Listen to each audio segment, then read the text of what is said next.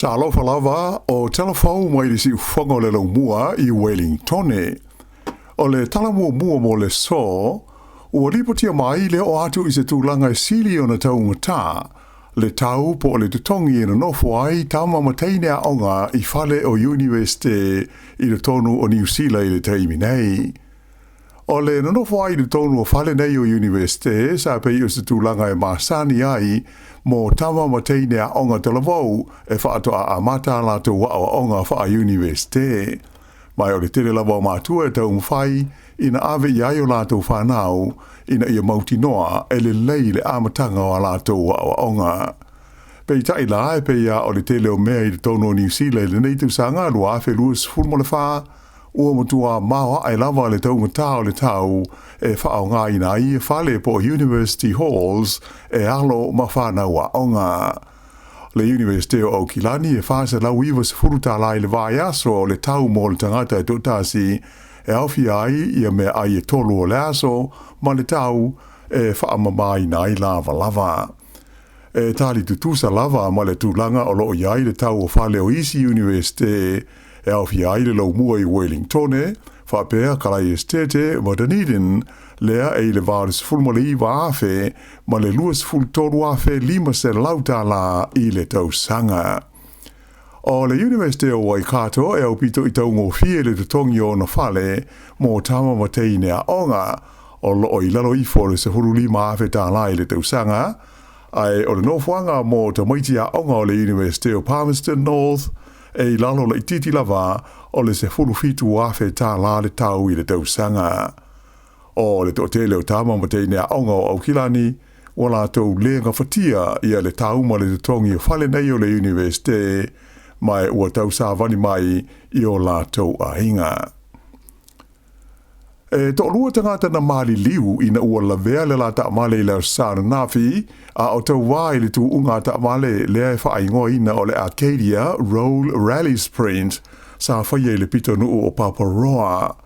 Whaamau nia mai le whalapo tonga o tu unga ta wale Sāmoa New Zealand, le Motorsport New Zealand, ia le nei whalawe lave, ua mali di waile ave ta wale malona soa, ina ua oso ese le la ta wale male wala, a o whaanga solo ai le nei tu unga nafi. Sa wala wina leo a toa mau au nanga lawe ai, ina ua adi ni mai lea whalawe lave, pe ta e taunu watu la tau ia, ua mali liu I la ua e to'lua sa a fiai. Whaalia le nganga whaavau o le whaalapo tonga o tu unga ta wale le Motorsport New Zealand on ue ua whano le soifua I lea whaalawe lave, mai ua whao tua I ma whaamaisenga I o la ua ainga.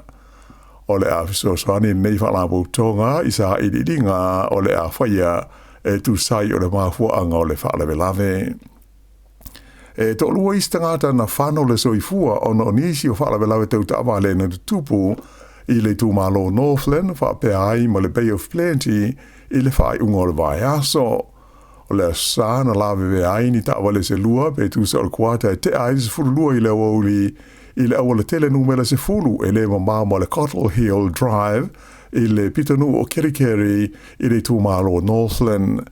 To atasi le tangata na maliwai. Mai ua whaia nei suenga I le mafuanga o le hoi whaalawe lave. Ai I le tūmalo le Bay of Plenty e tō tasi le tangata na maliu, Malaysi na manua tingaina I le whaalawe lave le na tupu I la tele numera lua I le tūlangi sifo lea I tūmalo. O le whaalawe lave na wheta o iaini tāwale se lua I le vaenga e whaingoina o le Tannis Point I le vale o Katikati ma Waihi lata I le lima I le fiafio la stona aina te nei. O le afosia le whainga malo so whaatasi o lo ye nei New Zealand, ia se tula fono e whaasai na ai na whaai loa whala waitele, ia pine matoninga e tusi ai ngoa o kengi SS e tono le tuno. E le ngata idea, o le nei hoi tula fono, o le atu ina atu ai nisi malo si anga fau wha le tula fono I leo, e la tau te tau fia ai ma whaasa, o na toi poto ma whaatasi ia sui a wai o se kengi I no whaanga fwoi tele. O le neitulanga o se vaenga leo wholwholanga sa whaia le pātia le National I le teimi o whaatau sina o le pālota tele le tausanga ua mawae. I se whaido inga ma le autu stala il tae le sa, whaari ai le minister whaamasnonga ia Paul Goldsmith, whaapea le minister le leo ia Mark Mitchell, e whaapea e siri atu le tonu afe le a whaai o tangata na avea ma sui a wai o kengi i le tonu o New Zealand, i le 5 tausanga ua tua na i atu nei, o se sitanga le tusa ma le 5 ma le tasi pasene. E le ngata i lea, e sa i longa fo i na mawa e le te leo whaalawelawe na awhia i le whaonga i na whana, i ni soli ngā tula whono i te tonu o le tino o. Whaalia le minister le whainga malo, o lo o tu nei i le foe, o le ngaka au tūlawa nei tula whono ma ia whaka uma, ina ia tau tau whiawhia ai ma whaaitia soli tula whono e te tupu mai, ai maise le whaamatauina o tangata lau tele o le tino o e sui aua i o kengi. Pei taila, e manatu le pātia le Labour, o le polisi le nei le whainga malo so whaatasi, o se whainga whaamai whaatae lunga lona whainga e le aisona o ngā tele.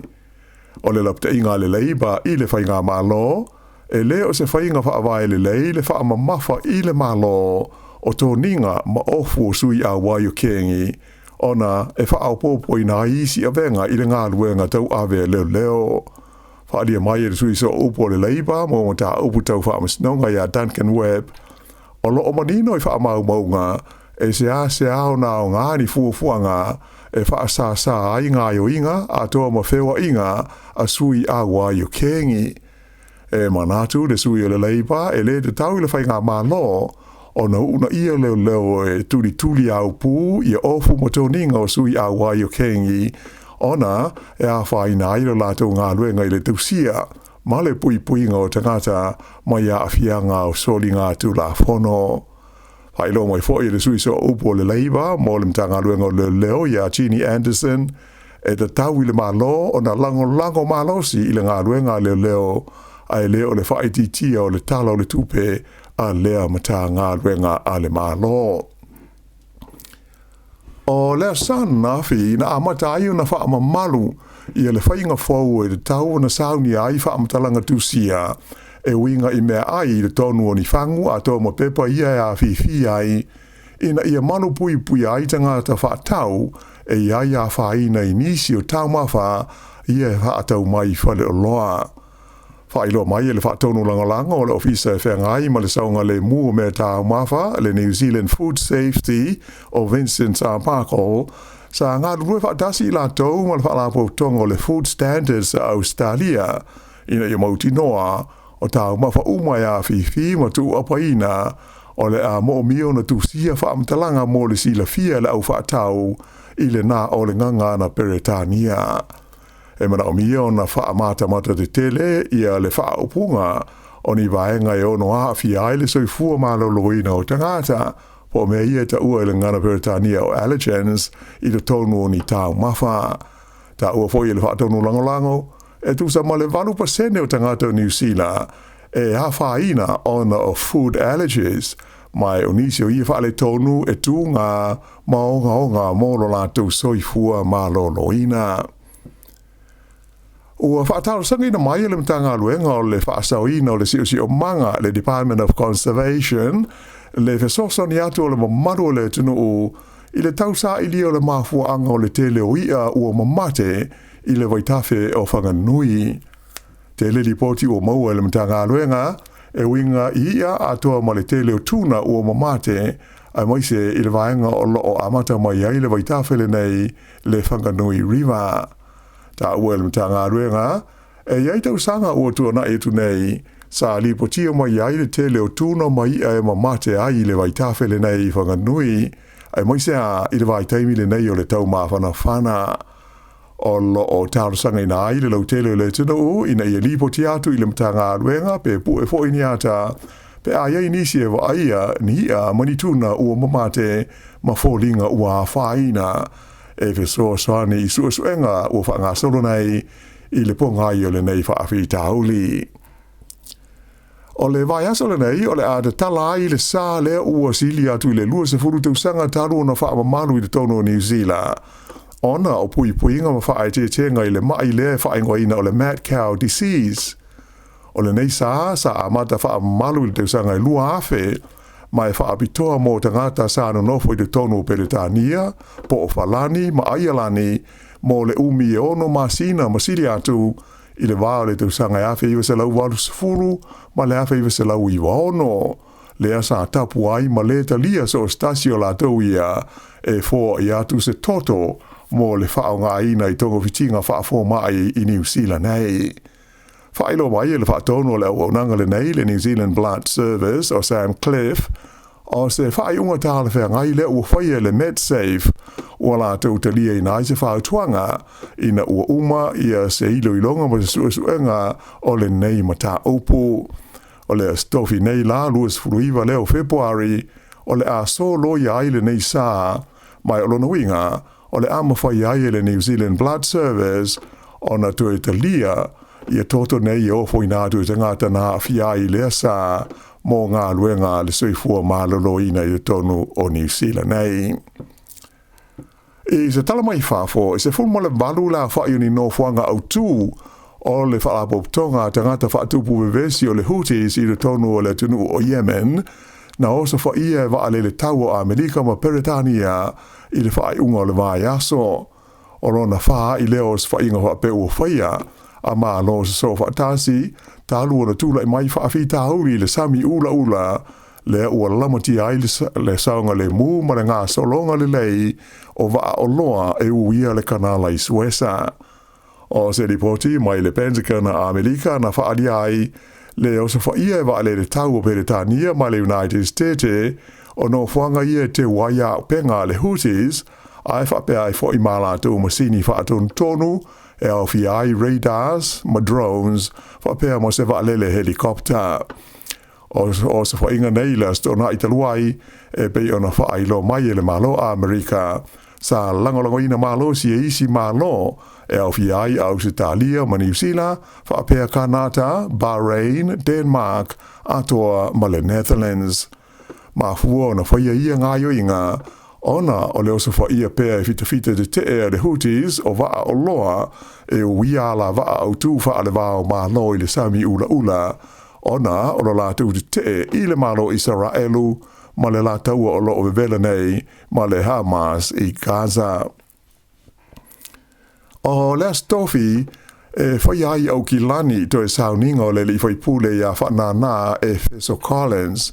E pei ona si le fia o lea so lulu taluai, na maliu whaafo se I ai le li whai pule a wai o ia I se pol kalame na whaia I au ki lani e Feso Soniai I tangata pua ngā tia. E tu malo le fio ngā whanana e Feso Collins ua fast furuiwa tau sanga o le so I fua. O ia o stasi o whai pule fau mo le partia le Greens na urufale I le parlemene o New Zealand I le mai ai o le palo te tele ia o ki topo le tau sanga te ruai. O lo ta auto nei lo na tino maliu le fale maliu o le Tipene Funeral Home e a matatu lai le so se ia o atu I le so lulu I se whaaringa lo ia mai lo na fale tua ia fia ma le ainga na tawai o le so le asong fuole nei o lo whaawa noa mo whaipule ma tai o vaenga whai o malo e whaari ai lo lato a lo whaanga mo le fionga whanana ai awa no ai fo I maso stasi e fia asia si atu I ai o na te sauninga e whaia leile ai o manu kau I le no whanga e ta ua o le Dewdrops Event Center e a mata I le se furu mo le lua I lewa uli o le stofi. I ta alonga